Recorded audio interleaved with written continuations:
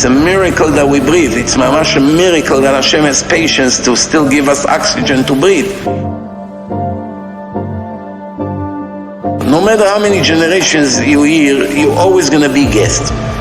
This is the way Hashem made the world. The Jews will never have a place on their own. Even in Israel, the Jews are guests as long as Hashem wants. It's a pasuk in the Torah that I'm giving you the land and I'm kicking the goyim away from the land, but the land will not be yours permanently, it will be yours conditionally. לא תימכר הארץ לצמיתות, כי לי הארץ.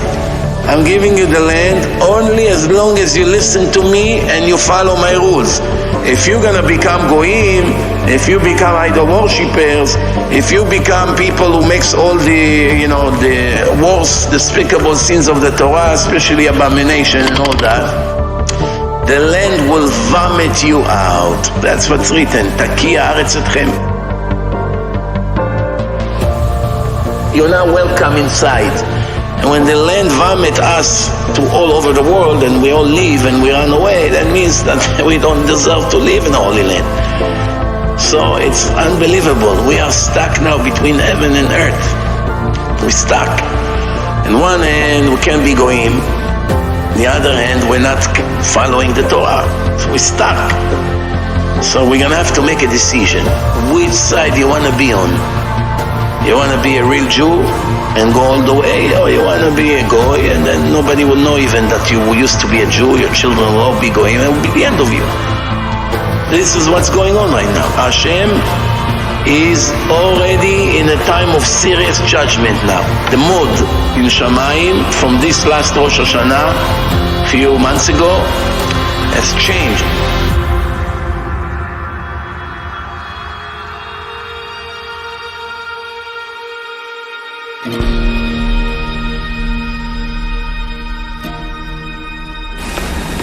The prophet Yechezkel, known among all of the nations, prophet who resurrected the dead, meaning the resurrection of the dead happened a couple of times in history already. There's one at the time of Moshe Rabbeinu, where Am Yisrael was at Mount Sinai, and every time HaKadosh Baruch Hu said the commandment, the holiness of his voice was so extraordinary that no one aside from Moshe Rabbeinu was able to handle it. So everyone died. Hashem resurrected them. He said the second commandment, they died again. Hashem resurrected them, and then he told Moshe Rabbeinu, you go talk to him, we'll do whatever he says. We'll listen, we'll do, no problem. Why? Because if he continues talking, we'll die again. And death is painful. It's not like it looks in the movies, the guy goes to sleep and he dies. It doesn't look, it's not like that. That's just the movies. In reality, death is painful, unless you're tzaddik. If you're tzaddik, it's like taking off your clothes and going to a different room. You take off your suit, put on pajamas. That's dying for tzaddik. Someone's not exactly a tzaddik, someone's not exactly a tzaddikah, death is painful.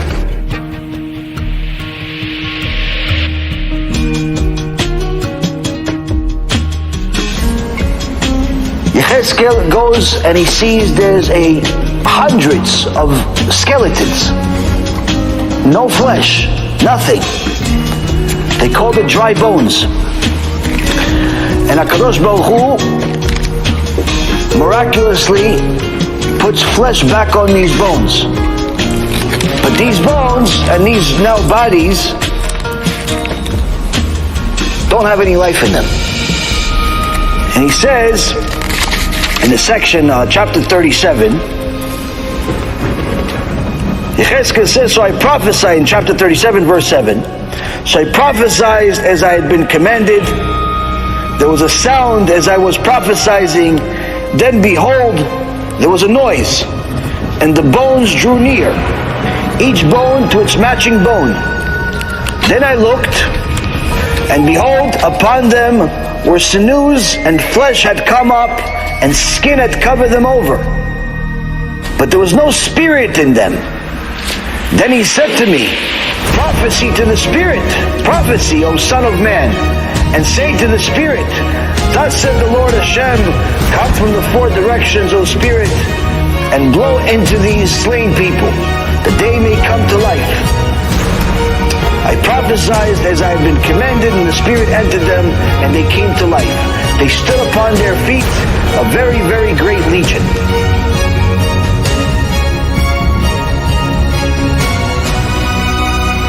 In verse number 8, in this section about the dry bones, where it says, "Then I looked, and behold, upon them were sinews, and flesh had come up, and skin had covered them over, but there was no spirit in them." In the section where Ezekiel says there's a body, but there's no soul, you'll find the virus corona. Where I understand in a clear way that this angel of death that spread his wings all over the universe and covers the light of Hashem of the entire universe is screaming, the angel of death is screaming, En od milvado. There's nobody but him. And in Shamayim everything is clear, is that Hashem had it up to here for one thing, that the entire human race believes in other gods. En od milvado.